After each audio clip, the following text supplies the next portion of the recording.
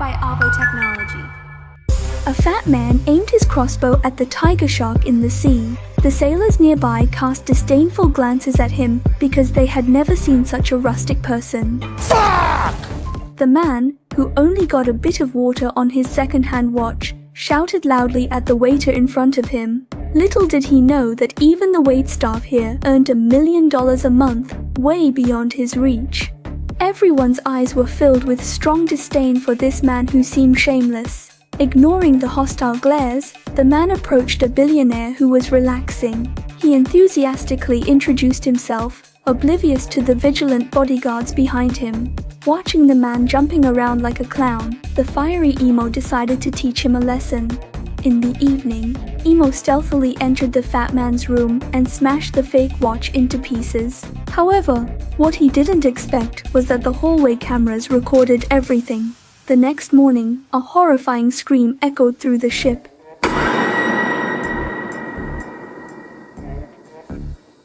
This was a luxury cruise worth billions, filled with passengers who were the world's top wealth holders. Among them were the renowned Collier family, celebrating retirement with the couple and their children, Anna and Trip, accompanied by their niece Emo.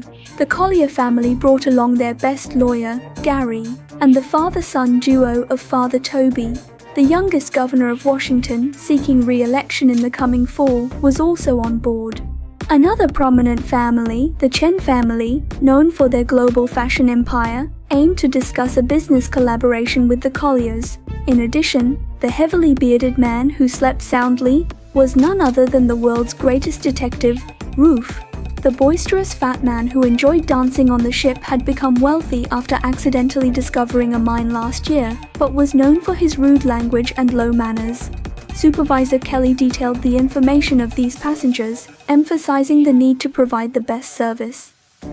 However, on the first day of the cruise, the fat guy was found dead in his room. At this moment, the cruise ship had sailed into the vast ocean, and no one could leave in such a situation. The murderer was undoubtedly still on board, but Emo was unaware that trouble was looming. He was busy enjoying drinks with the recently acquainted Jules.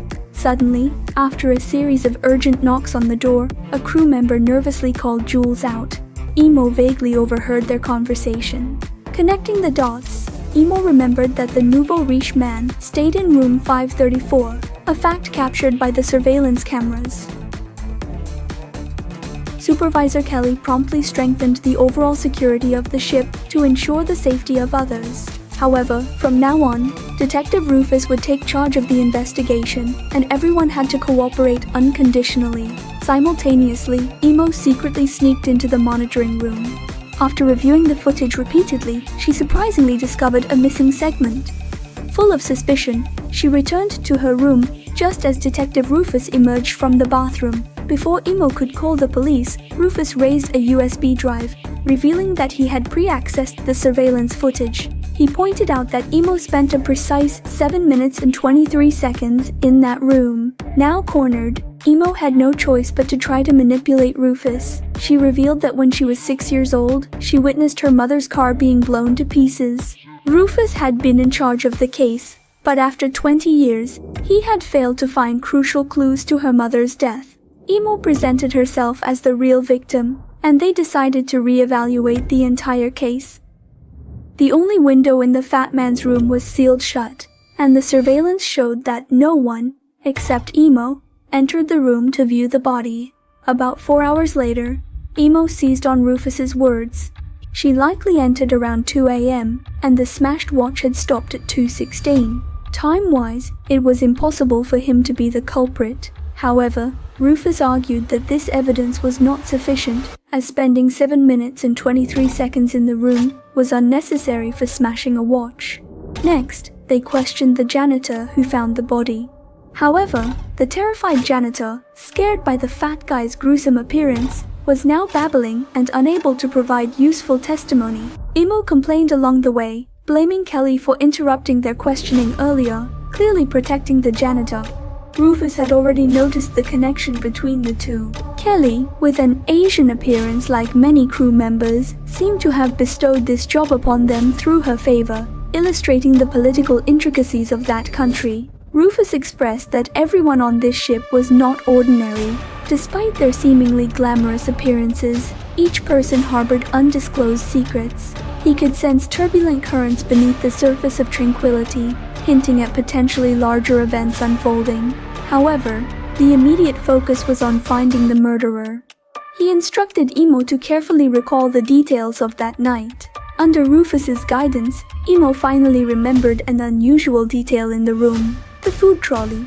The killer used the food trolley as a hiding place, eliminating the need to leave the room after the crime. However, this tactic required a collaborator to push the trolley. To validate this theory, Emo personally crawled into the trolley to experience it. Throughout the meal delivery process, the trolley stopped a total of 6 times. Each time, the staff would open the room doors, providing the killer an opportunity to enter any room.